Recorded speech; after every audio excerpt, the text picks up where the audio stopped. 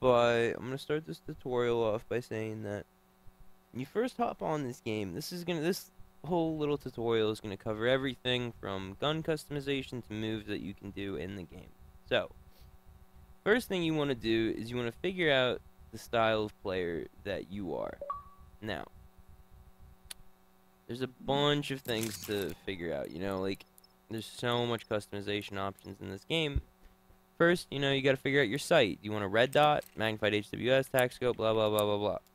My opinion for riflemen, there's only two choices: the magnified HWS or the red dot. Now, here are my reasons why. Red dot is more for up close and personal players, in my opinion, because you have so much more peripheral vision. I mean, look to the left and right of you. I can see these two dudes to the left and right of me.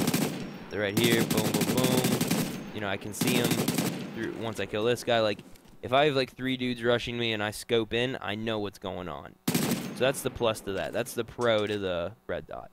The con to the red dot is long range. You see how big that red dot is compared to like this guy's head? So you can fit like 8 of these guys' heads just like in this little red dot. Now, if you're like 90 meters out and you're aiming for headshots, then you should really be using the HWS scope. But if you're like me, I just go for body shots, and most people only go for body shots. Now, the scope's really, really good. I can hit things up to like 100 meters out, no problem. A little bit past that, I start to get some problems. So, just some things to keep in mind. Now, when you're using the HWS scope, however, you'll see what I mean. 90 meters out, headshots, no problem. Boom, look at this. Look at this. Just fits in like the perfect glove, just right there. Okay, well maybe it's not the headshot, but you know what I mean. Is that this sight is much more accurate. Much more accurate. The only problem is that up close you kind of get tunnel vision. You can't really see the 2 dudes to the left and right of you, and if you can, look how you got to move everything over. Like, chances are you'll kill 1 dude up close, but not 2 dudes or 3. So I stick with the red dot. It's versatile. It does what I want it to do. The other thing, trigger. Everyone asks me, what is this match trigger thing? What is this? A match trigger is simply the pressure sensitivity on your controller. So, a normal gun might take, you have to push your controller down halfway in order for the bullet to come out on the controller. With a match trigger, it makes your controller, your literal controller, more sensitive. So you might only have to push the trigger down a quarter of the way. So, and this works for your default trigger sensitivity. So if your gun is default full auto, then this affects full auto. If it's this is good for semi-automatic guns, but I just throw it on full auto, on my ACR or whatever, just because it's just good to have. Because if I ever start bursting shots, which I do a lot, and if you play this game and you're slightly good, then you will burst your shots even on full auto, unless you use a tar. Next, magazine. Unless you have a 20-round clip, I'd recommend AP ammo once you unlock it. Otherwise, I'd stick to, dual mags or extended mags. Drum mags are, I don't know, that's too much ammo. It's just unneeded. I don't think it's needed. But, if that suits you, then it suits you. Underbarrel. When going for an underbarrel, I don't mess with literally any of these. The only ones that I even consider are the angled foregrip and the bipod grip. They both affect recoil in their own ways. The angled foregrip is better for recoil, but the bipod grip adds maneuverability. Bipod grip will make your recoil better. It's better than just a straight up rail cover. But it won't do what an angled foregrip can do. So it'll give you maneuverability, and it'll give you control when deployed, and it'll also give you a little bit of control when you're just using it regularly. But the angled foregrip will give you more control. That doesn't mean that the recoil will be less. It means that the it'll take longer for the recoil to go all the way up or whatever it is. So, if I full auto an ACR, it's still gonna go up as high as it normally would without an angled foregrip. It just takes longer to get to that point. Next up, gas system. Now this is really all about preference. I can literally, there's so many combinations to this. you can overgas, you can undergas, standard gas, and you can compare the two too. So I can overgas an ACR and be like, all right, well, how does this look? Pick a wall and shoot, go full auto, see how high up it goes. All right, and you're like, okay, well, it goes that high up. Let's see the difference with that and undergassing. And you can tell at the bottom, if you go look at the bottom left, it says for rate of fire 1,007 RPM. That's way too much for an assault rifle. You don't need 1,000 RPM. Undergassing is 200 below that, 823 RPM. So test this out. Bullet spread stays right there. Undergas, boom. Now that is much cleaner. It took longer for the spread to get all the way up there, and this is the difference. To me, that's definitely worth it. Because when I pimp out my gun, I go for straight up control. That's it. I want to put as many bullets on the target as humanly possible. But if you're more of someone who's going to be up in people's faces, and you want to use an assault rifle, standard would work too. Standard is really good. The only time I ever overgas my guns, the only time, is if you're using the AK-47, which is available in the Ghost Recon Signature Edition, or when you burst. So I can put a 3-round burst on this ACR, and the overgassing doesn't matter if I overgas it or not. They negate each other because it's a 3-round burst. The only thing that happens is that the bullets come out quicker. So the burst is actually incredibly effective. Now, when you get to super long ranges, it's not. But I can show you guys. I'll show you guys what's up. Burst. So now this is what I mean. 3-round burst is a 1-shot kill. However, long range, it's kind of difficult, as you can see.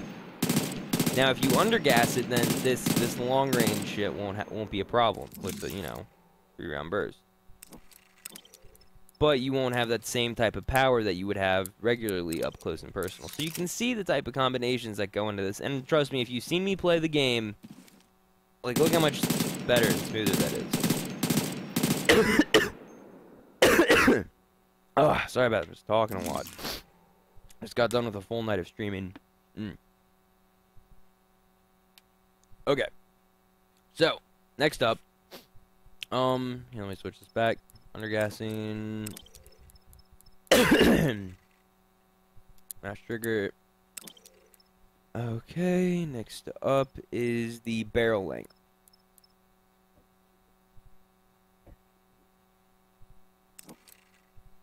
Okay. I had to clear my throat. Okay. Now, some people don't understand what range is. Okay. Now, there's 3 choices. Short barrel, standard, long. A short barrel will give you more maneuverability. Your gun won't weigh as much, so your sensitivity won't drag. You can make your sensitivity high or low, it doesn't matter, but your sensitivity will always have a little bit of drag to it, depending on your maneuverability. So, if you don't want as much drag, then you pick a short barrel. But the thing is that this will decrease your power at longer ranges. So if you want to keep your power as effective as you can get it, keep the long barrel. This will be able to kill people, really far ranges and keep your, power up there. Short range, if you're someone who's just going to be up close and personal all the time, short barrel could be for you. But you know what? If you're going to be someone who's more long distance, you want to make sure that you can kill people long distance. Keep the long barrel. It's that simple. When I'm picking muzzles, standard, no reason to use it.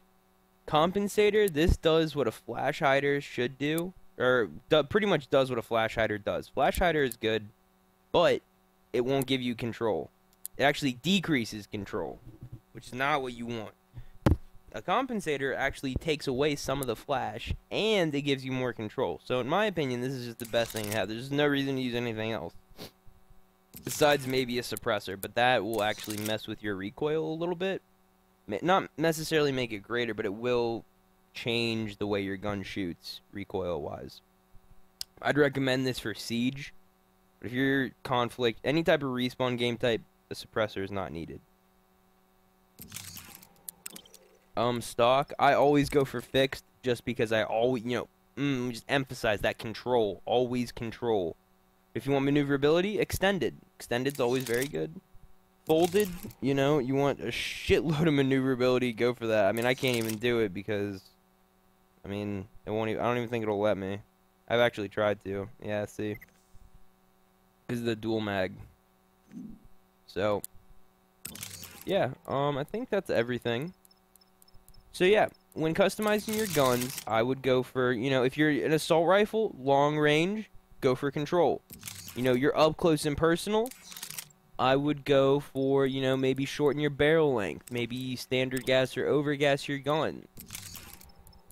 Maybe put on a bipod grip. There's tons of things that you can do, guys. Tons of things you can do.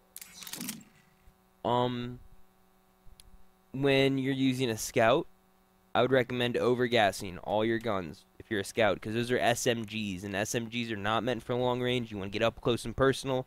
You just want to beat the shit out of kids up close and personal. Overgas your guns. You're not going to be scoped in, hitting people long range with headshots. Overgas. Overgas, overgas.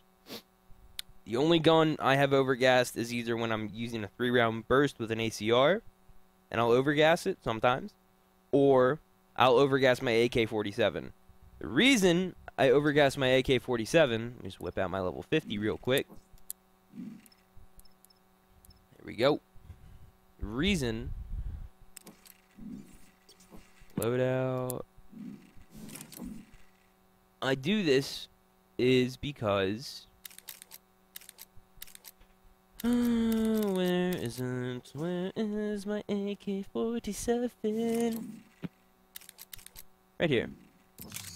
Now, you can see with the gas system, it all depends on the gas. Like, always look at the rate of fire. If you feel like that rate of fire is too low, then up it up a notch. Like, if I undergassed it, it would be 500 RPM. That is so slow. I don't understand how people kill things at 500 RPM, dude. That's almost... I have an airsoft gun that goes to 450. I'm not gonna use a motherfucking airsoft gun. Like, you see how slow that it is? A 0 recoil, which is nice. But, if you expect to kill anything up close, you won't. It won't happen. It's a 2-shot, granted. But you know what? If you overgas it, it literally makes almost no difference. So, maybe it gives a little bit of a difference, but look at that. That's like nothing. That's like a TAR. It's like a TAR 21. That does nothing. And you know what? You get some power up close and personal, which is good. The higher RPM equals more power. I know that, there's really not much you can do in terms of power for an assault rifle. Like, that power meter will not change. The real power of a gun all depends on the RPM. If you have really low RPM, the power will be significantly decreased up close and personal. If you have a really high RPM, you can expect to really kill kids up close. So, an AK-47 may not be the best gun up close and personal, but it'll rape long range. You know what I mean? So, that's my opinion. Feel free to, do whatever you want. Moves that you can do. This is the second part. There's certain moves that you can do in this game. There's tons of variety. People call this the YOLO roll, Panther roll. I call it the YOLO roll, or the pro. Some people call it the pro roll. But I call it the YOLO roll, the you obviously love Oreos roll. Not the you only live once, the you obviously love Oreos roll. So, you hold left or right on the joystick, and you hold B. Now, this is like a specially designed situation, or a specially designed move for, a certain situation. Hold on. Just gotta, her mic's echoing, so I just gotta mute that real quick. And I will unmute her very shortly. But you can literally shoot people while you're rolling in the air, like before you hit the ground. So you can just hold left or right, and you hold right, and then boom, bang them out, just like that. Easy peasy, lemon squeezy. Other moves you can do a drop shot, and you can be looking behind you, drop to the floor, boom, just like that. Easy. Be doing that from any angle too.